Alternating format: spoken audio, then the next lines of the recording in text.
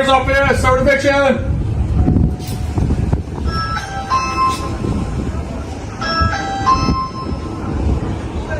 Sheriff's Office, here to serve eviction for everybody inside this residence. Okay, we're serving eviction. Open up the door, ma'am.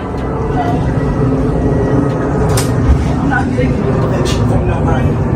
I've been here for 20 years. I'm not evicted. You go through a process. I haven't been through no process. Can't nobody just come up here. My name is Miss Green. Okay, Miss Green, Deputy Sutton. We post a notice on your door. That's not, it said unknown. I'm a known person. I don't know what that means. Miss Green, is anybody else in there with you? My grandson is in here with me. Okay, how's your grandson? He's 19. 19. Why didn't you go to the courthouse when the notice was posted on the door? I'm not an unknown person. I'm Zoanne Green. I've been here for 20 years. They don't have no contracts with me to be doing nothing with anyone. So I don't know why they're here talking about they can evict me and all this stuff. So you go past foreclosure to evict to get no. Listen, this is a scam and the bank is a scam. So they don't have no jurisdiction over me. I'm indigenous to this land. This is my property. I've been here. That's why they can't touch me. Now this person comes over here talking about, oh, I just purchased this house from an auction with no paperwork in his hand. He just called. I could have killed him. You don't come up to nobody's home talking about what you got. You ain't got nothing in your hand. You just talking. Like, who the fuck does that? Buckle up, guys, because today we're diving straight into a confrontation that spirals out of control before it even begins. The moment officers arrive to serve an eviction, the tension is already thick, and the homeowner's defiance sets the tone instantly. What starts as a routine notice quickly turns into a clash of reality versus belief, laying the groundwork for everything chaotic that follows. If I'm supposed to be evicted, my name is not unknown. Everybody knows it. The light bill has been in my name for 20 years. I have been here. This is my home. Okay, can't nobody buy somebody's home off from under them if they don't have no paperwork or no nothing. Okay, That's not right. So you Green. can't evict me for nothing. Well, my question to you, Miss Green, why didn't you go to the courthouse? Because the papers say unknown. I'm not an unknown. If you have something, I've been, all my neighbors know me. I'm part of the neighborhood watch. Why is my name not on any paperwork? Explain that to me. I'm not unknown. I'm very known. So I don't know what kind of eviction you're doing, but it's illegal. And you can't evict I'm me. doing a court order, ma'am. Well, I don't know what court order. What name is it under? It's under 3718. That's not a name. That's an address. Alright, guys. Here's where things start heating up. The officers calmly explain the notice, but she immediately fixates on being labeled an unknown person, turning a simple clerical detail into a sweeping accusation of fraud. Instead of addressing the foreclosure or the court process, she spirals into declarations of identity and 20 years of residency, building tension through sheer denial. This moment exposes the foundation of her resistance: emotion over law.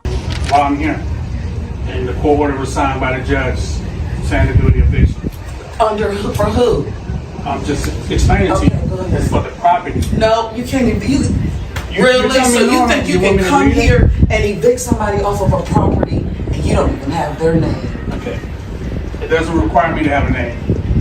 You want to read this portion? Are you fucking serious, too? Yes, ma'am. I'm gonna let you read this. I don't need to read none of that. I don't want to read it. It don't have nothing to do with me. It has to do with this property. It says This is my property under my name. You don't even have a name on there. the screen. So I'm not leaving my property. Buckle up again, because this part is where her argument takes a dramatic leap into sovereign territory. She claims Indigenous status shields her from eviction, dismisses the auction buyer as irrelevant, and insists no one can touch her property without her personal approval. The officers attempt to explain the legal steps, but she counters everything with sweeping declarations of ownership by heritage. This is the turning point where delusion fully replaces dialogue.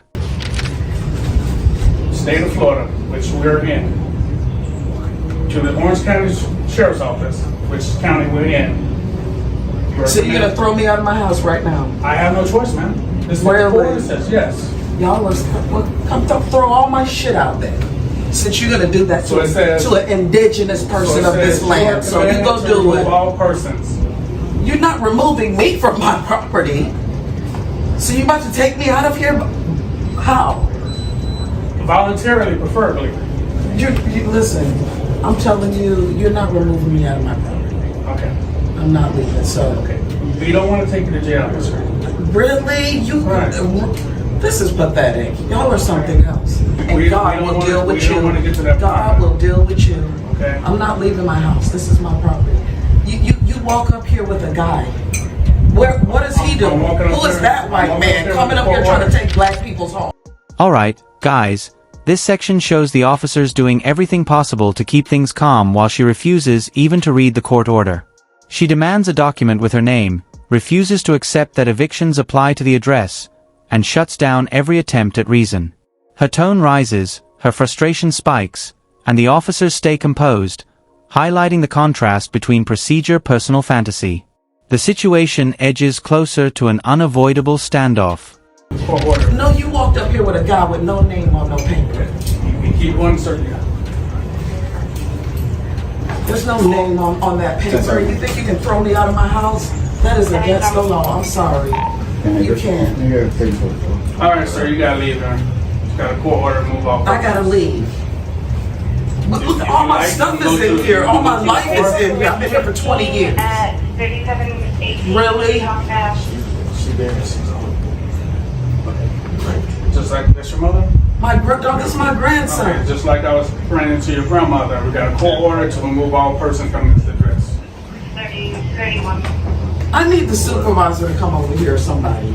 Because I'm not, this is not happening to me. I don't, they think they It's can an just come and eviction. take you out your home. That is a shame. Buckle up, because here the tension turns emotional and confrontational. She claims racial targeting, invokes God, and insists that removing her would be immoral, illegal, and spiritually punishable. The officers try one last time to offer voluntary compliance, but she refuses to move an inch. Her desperation mixes with defiance, and her arguments expand into everything except the legal reality in front of her. This is where the standoff becomes personal, chaotic, and deeply revealing. I need somebody over You know what y'all. eviction is?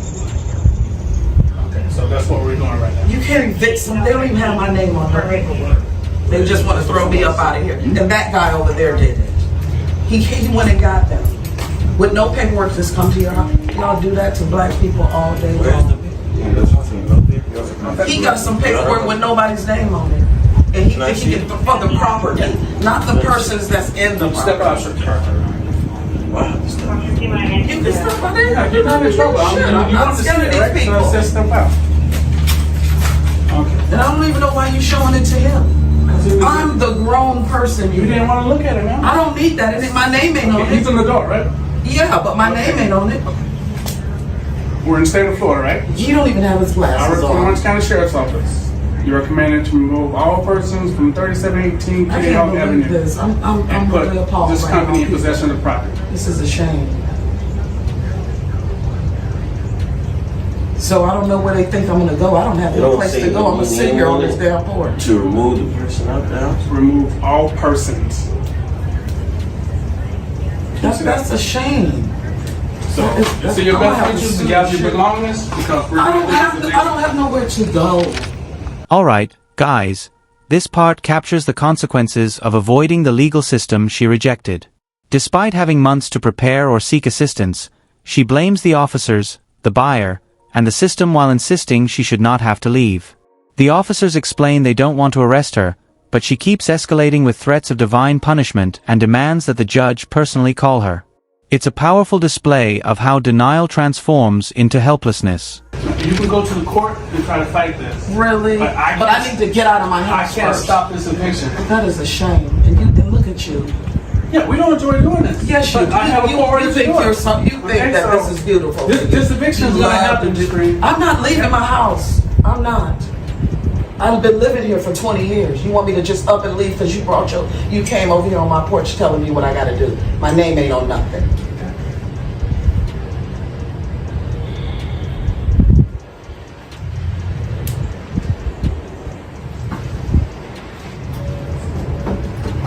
So you gonna take me to jail? Man, we don't want to do that. You don't want to, but you will in a heartbeat. You don't care about nobody. have nothing inside of you. That is not preferred option. Nothing. And I pray for you because something gonna happen to both of y'all for coming in here trying to remove somebody from their house because of that piece of shit. That ain't, he's a foreigner It's not a on my it's a land. cost of the court order. You will pay dearly, honey, if I leave here. Because I don't have no place to go and I'm not leaving. I got too much shit to get out of here. So I don't know what we're gonna do, but you might need to go back to the judge and tell him I said to call me. That's something you should have did, man. I don't need to do that. That's not none of it is on my name is not on any. They're not talking to me. Okay. So you're not a person, I'm not my name. I have a name and an identity. but you are a person. It doesn't say person. It says it needs to say the person that has been here. The light bill is in my name for So that's 20 something years. you have to talk to the court about. I don't need to talk to no court. I'm indigenous. This is my land. Wow, the land of make-believe. Buckle up for the final stretch, because the homeowner now steps in to reveal the other side. He explains the eviction process, her refusal to attend court, and her fixation on demanding badge numbers. It becomes clear she had every opportunity to fight but chose not to. The officers move in as she re-enters the house, and the final twist is the BMW likely awaiting repossession. It's a complete unraveling of self-made delusion. And guys, don't forget to like the video and subscribe to the channel, and we'll see you in the next one. Well, we got a bit of a situation. Bought this house at the auction. She's claiming it's sovereign property. We had to go through the eviction process. She's called me many names. Looks like she has requested all the officers' names and badge numbers, and they are writing this information down. Yeah, she's asked for all their badge numbers and names. I guess she can file a complaint. She could have showed up for court, by the way, but her reason for not going to the court date was she has a name. Her name is not unknown. She's going back to the door to do something. She unlocked the door, went back in for some reason, don't know why. The police officers are going in with them. They have a car. And for the record, it is a BMW.